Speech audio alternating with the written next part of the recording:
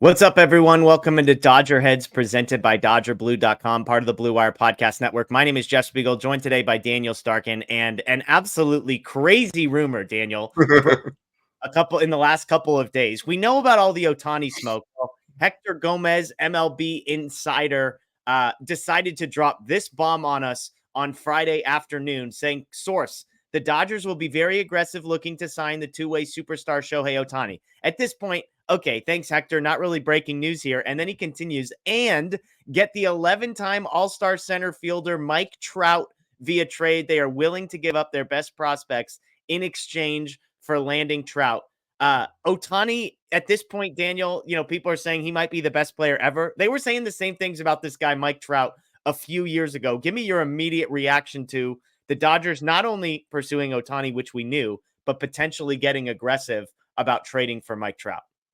I think my immediate reaction was where the source was coming. First of all, like this isn't Jeff Passan tweeting this out, and I know Hector's been right on some stuff before. He's been wrong on some stuff, so I think it should be taken with a bit of a grain of salt at least. But it's not surprising to see that the Dodgers have interest in a really good player, because the Dodgers should have interest in every really good player that's out there, especially this offseason, coming off the season they just had with all the money they have to spend.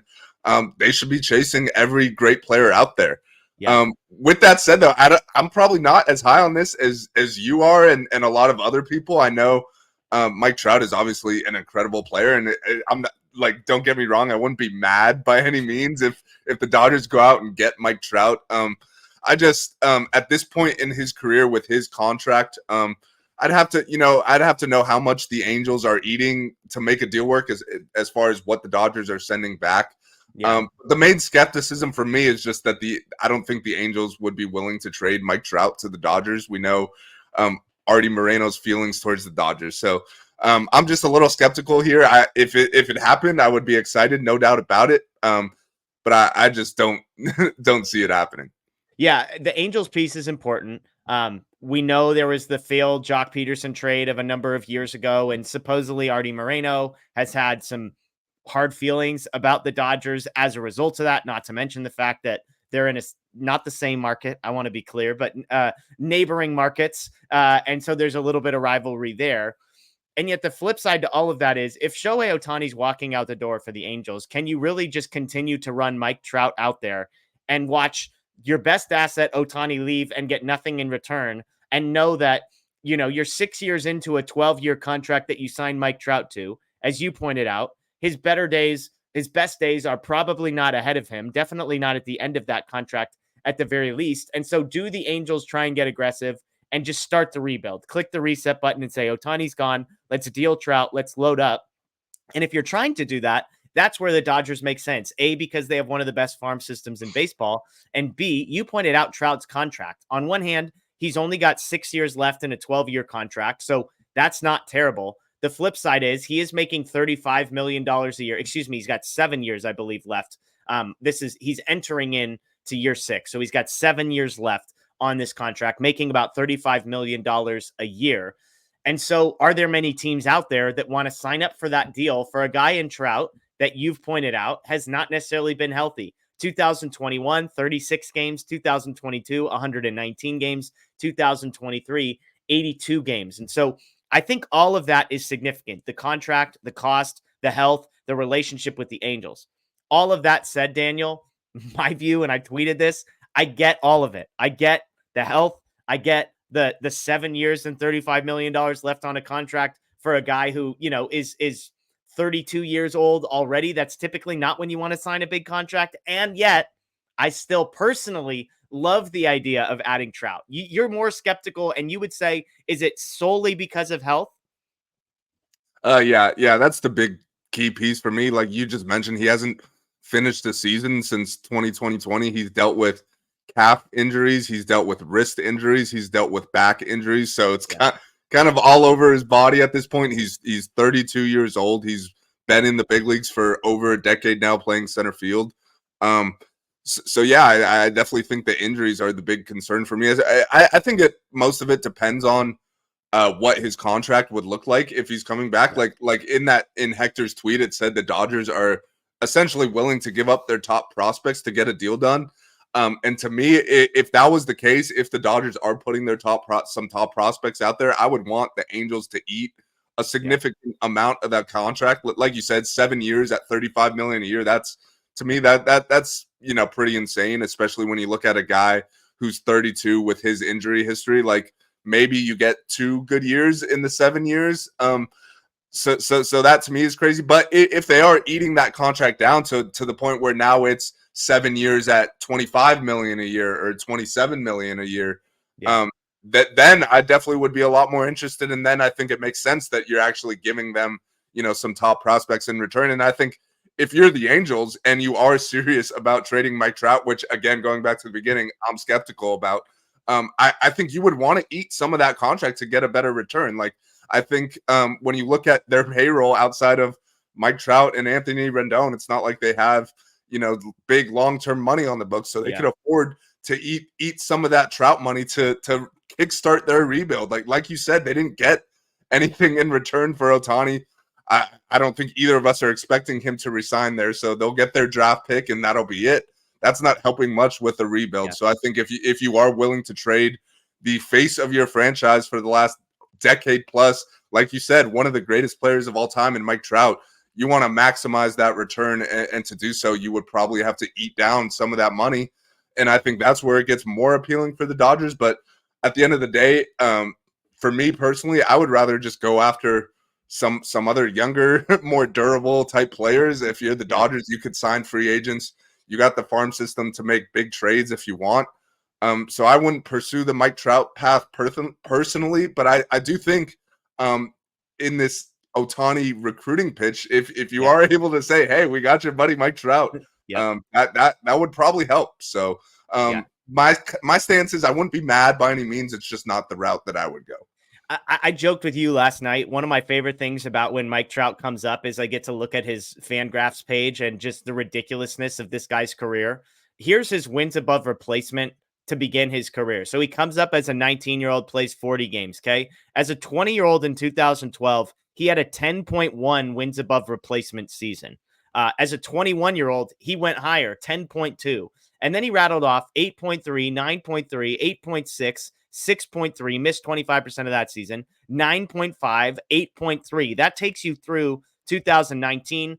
2020, 53 of 60 games, 2.5 wins above replacement. 2021, he plays in just a quarter of the season, but still 2.2 wins above replacement in 36 games is outrageous. 6 wins above replacement despite missing 25% of the year in 2022. And then last year was the worst year of his career. 3 wins above replacement in half of a season. You look at weighted runs created plus from when he was 20, basically his first full season until through 2022, he never had a weighted runs created plus of less than 160. Okay. Never had a weighted runs created plus than less than 160. To put that in perspective, Matt Olson last year had a weighted runs created plus of 160. So Trout had a decade straight where his worst offensive season was Matt Olson. You want to talk about all those wins above replacement numbers? I talked about all the 8s and the 10s.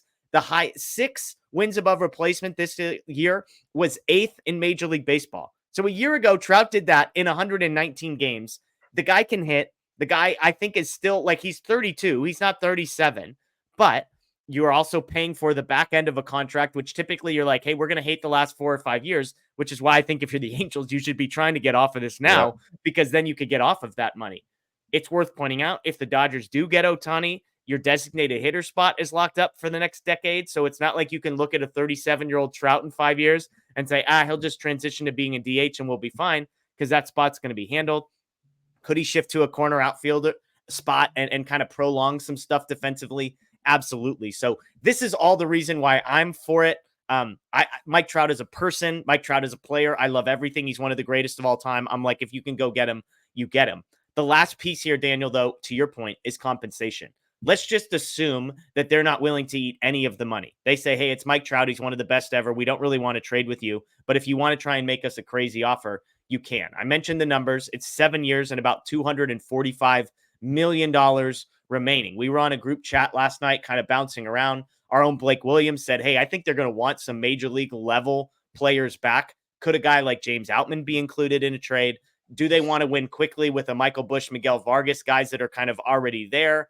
Obviously, on the pitching side, the Dodgers have, I don't think Bobby Miller, I think he's kind of untouchable, but Emmett Sheehan, Gavin Stone, Nick Frasso, maybe Ryan Pepio. I mean, like, I think there's a lot of guys in that bucket. If it was, let's say, James Outman and Nick Frasso and Michael Busch, is that too much for you for Mike Trout at this point? Like, I don't know if the Angels would say yes, but I'll start there from the Dodgers side. Is that too much if it's Outman, Frasso, and Michael Busch? I think if they're not eating any money, then yeah, I do think that's a little too much. I mean, I think James Outman is coming off he was a Rookie of the Year finalist, and he's a guy who's very cost controlled for many years moving forward. And those are two other top 5, top 7 prospects in the organization. So you're giving 3 of your top prospects for a guy who's you're taking on his age 32 through 39 season at the highest rate in the league. Ohtani will be higher, obviously, but outside of that, he's the highest paid guy. So yeah, I think that would be a little too much if they're not eating any of the contract. Now, if they're eating down, $5-10 million a year, then I think that's an appropriate package right there. I agree that I think the Angels are going to want either guys who have been in the major leagues or on the verge of getting there. Like, I don't think they want to go through a 5-year rebuild where they're acquiring, 18 and 19-year-olds. So I definitely think, and I think that's why the Dodgers do match up well, because the Dodgers have a lot of those prospects. And like we've talked about in other videos, there is a 40-man roster crunch the Dodgers are going to need to clear up some spots here. So I think that's a package that makes sense if the Angels are willing to eat some of the money. Is Outman the hardest of those 3 for you to let go of just because of what we've already seen at the major league level? I mean, Frasso probably, like, on prospect ranking lists will rank higher than Outman ever did. But given what we saw him do and the fact that we've sort of seen it happen at the major league level, is he the toughest of those 3 to part with? Yeah, I think so. And the reason for me is just because if you're the Dodgers, like, and especially if you're going all in here with Trout and Ohtani and such, your window is right now. So you want to keep the guys that can help you right now. You'd rather trade the guys who are a couple years out.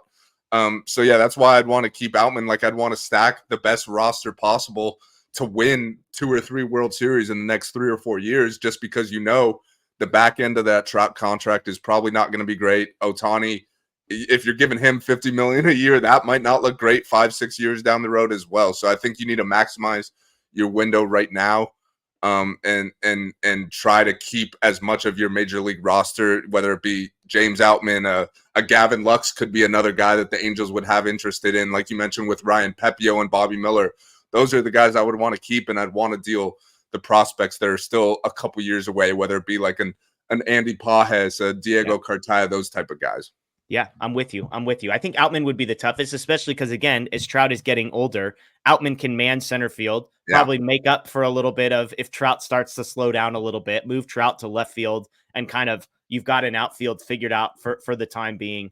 And to your point, it helps them now. If you trade Outman, there's not an obvious solution that they can put out in center field, at least for this season. So let us know what you think below, Dodger fans. I've already gotten a mixed review on social media on if people are like, on your side, hey, he hasn't been healthy, he's getting older, he's overpaid, I don't want to pay for the brand, versus maybe the people like me that say, hey, if you have a chance to go get Mike Trout, even if it's at age 32 and not at age 27, you go out and do it and you figure out the rest later. So I'm curious to hear what everybody else thinks. Let us know in the comments below. You can check out more stuff like this on DodgerBlue.com, DodgerBlue1958 on social media.